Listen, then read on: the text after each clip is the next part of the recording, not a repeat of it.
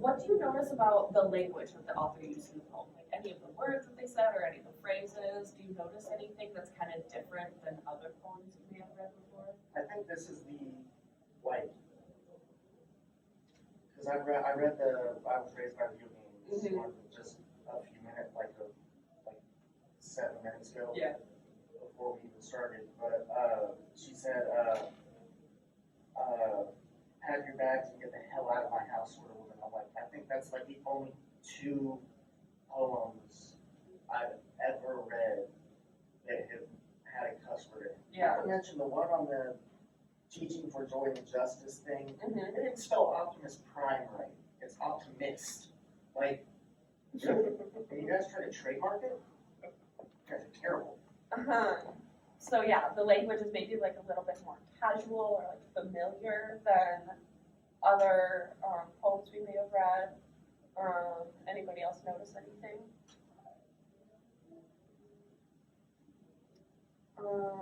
What about the like dialogue in there, like the little quotes in there?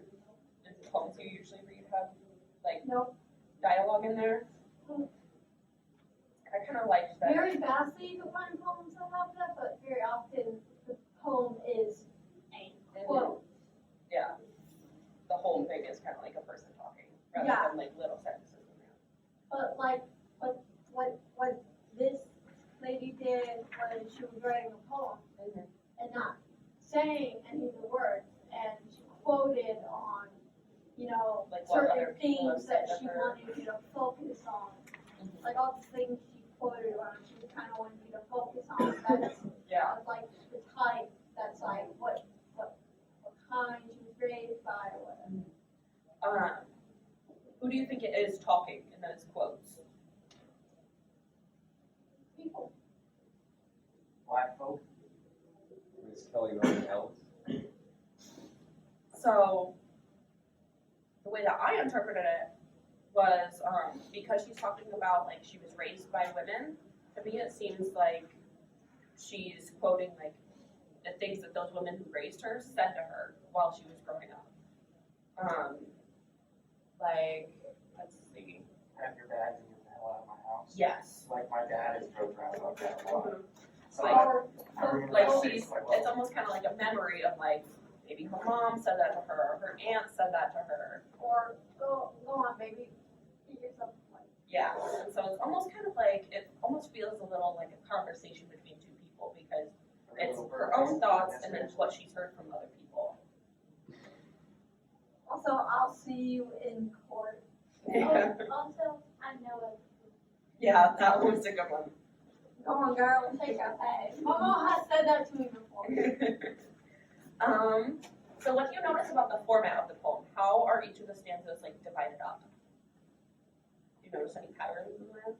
No, it always says, like, Can you define what the stanza is? kind of. So I'm talking about women at the end of every poem. It's saying woman, sisters, queen, Yes. whatever. It's every last line ends like that. So the stanza is like each little like paragraph of the poem. That's just like the term that you use when you're talking about poetry. It's basically just a paragraph of each poem. So yes. All of them, most of them start with the word some, Mm-hmm. besides the beginning one, but then the rest of them start with some. Yes. And I heard somebody mention that there was one quote dialogue in each one.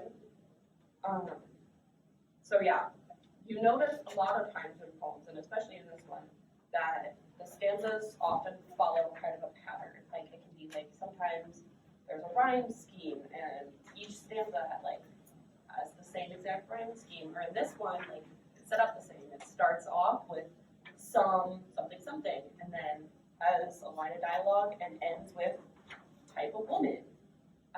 And so that's something to keep in mind if you're ever going to like write your own poem, is that you can kind of build yourself a little like format to follow. Like I want each stanza to have this, this, and this. So that's just something to keep in mind. Does it seem like the author has good memories about the women who raised her? I'd say so, for the most part. Yeah, I'd say so too. For the most part.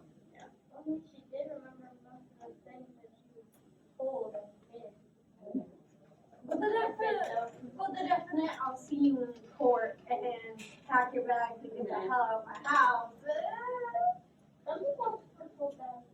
Do you think the "I'll see you in court" is in direct reference? Do you think like somebody said that to the author, or do you think the author heard somebody say that to somebody else? Probably heard it. Probably heard it being said to somebody else. I think, Or the incident that got her kicked out of the house, the mom was like, and I'll see you in court. I think each stanza represents a woman who was influential in her life. That Could each be stands as a a mother, different A person. grandmother, an aunt, a sister, and so forth. And each one kind of shows a progression through time. To whereas one starts off kind of humble and so forth, and then they move on to someone who is gaining more independence for themselves, to where they're finally saying, if there was an issue or a problem, you know what, I'm standing up for myself. I'll You take start care off of my kind own. of quiet and you end up very bold and assertive. You guys notice that? How there's kind of a progression with each stanza, like the people get kind of a little bit more confident. They start to So how can we get tell? How can we tell that she has positive memories? Like what lines or words use to make it that way? Well, maybe go get yourself a plate. That's what my grandma, no, that's not what my grandma, yeah, no, not my grandma. My grandma doesn't like me. That's what my mom says every Thanksgiving and or Christmas. She's like, she like sees me sitting, not with the rest of the family, because I don't like eating, and I personally don't eat that much. She'll go ahead and say to me, hey, can you get yourself a little something to go into dinner? Just kind of taking care of you like that. I'm just like, fine. Are there any other examples in the poem that we can see that there's positive memories?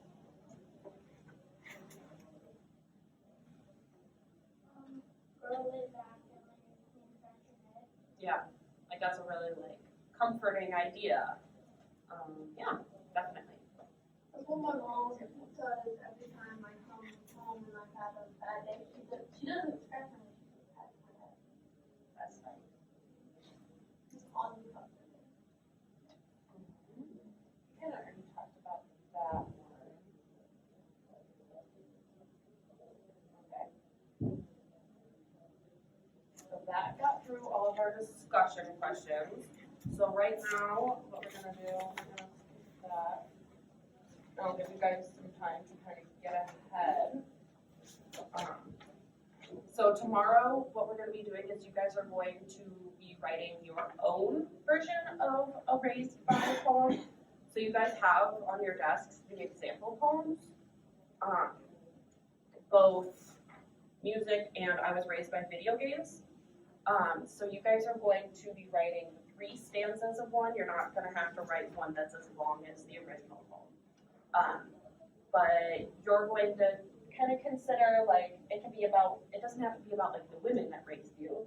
It can be about anything that raised you. It doesn't even have to be people. So it could be family members, coaches, books, music, any hobbies that you have, like anything that you're really interested in. Just anything that kind of made you who you are today. So You actually just touched base on a really good point right there. Makes you who you are today. Back in the original poem, all of those memories of all of those different women that she mentioned, if you watched her when she read the poem, she is every single one of those. So think about who you are, what has made you the way you are, what have you been raised by. There you go. I can't say what I love my parents. They raised me good, but my grandma had a huge part in that. yeah. So maybe you could write about your grandma. Oh, no. Write us about something that's important to you. Yeah? What about, And maybe write about something that you have some memories about, like the author. what about pets? Do you have any pets growing up? I have one cat and I had to, had three, but we had to give away two. Our poor and didn't have enough money. Um, Still are poor, but less poor. We got a dog. Hey, at least you guys have a dog where we live, our pet And we have like 5 TVs in our house. So we're obviously poor. Think about, use tonight to kind of think about, look around, what do you think has made you the way you are? You work where you work. Think about what has made you, or what has given you that confidence and ability to do your job. Where did that come from? Yeah, because you guys have money. That's easy. Then jot some notes down and think about that for tomorrow. Okay, so yeah, hold on to your copy of the poem and the examples for tomorrow. If you need to put it in a tray, you can. But yeah, that's it. So a whole language is either a language or a variety of a language. You might have heard the word dialect before. It's kind of similar to the idea of a dialect or any language that is most spoken by the members of a family for like just like everyday interactions at home, kind of like casual conversation. It's the way you talk to your friends or the way you talk to your parents, and it's not necessarily the same as the kind of language you use when you're like writing a paper for school. When you're writing a paper for school, you want to sound very formal, but that's obviously going to be different when you're texting or when you're talking to your friends. So that's what a home language is. Everyone has one. Even if you were raised in an English-speaking family, your home language can still be different than your school language. Home language, it doesn't have to, but it can include like slang words, phrases that are specific to like the Midwest or like the South, if you're from the South, or any like cultural terms that are like specific to your family's culture. So what I want you guys to do is just kind of take 5 minutes, write down some examples of home language in your life, some ways like that you've noticed how it's kind of different than what you write in school paper, and then just talk about how it's different than school language, like why you wouldn't use that in your school language or something like that. I gave some examples of home language in my life. I say ope a lot. That's kind of like a Midwestern thing where like you bump into somebody or you drop something and you just kind of go, oh, and that doesn't happen in every region of the United States. I say gonna instead of going to, I say ain't, and then I say pop instead of soda, which is a very regional thing. So just kind of write down some examples of where you might see that in your, any questions? Cool. Just go ahead and take like 5 minutes. Does anybody have any examples that they want to share? Yeah. Like you, I was born and raised in Indiana, but I grew up in the more western part of India, you know, the more suburban, the more broken down, you know, living by the cornfield kind. Mm-hmm. And I was raised in a household with 6 other siblings, so fun. My parents had a handful.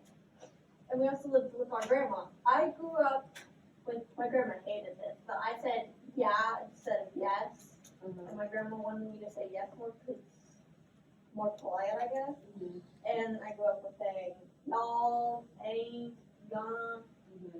Yeah. And instead of saying dinner, I said supper. Yeah, those are perfect examples. Yeah. Anybody else?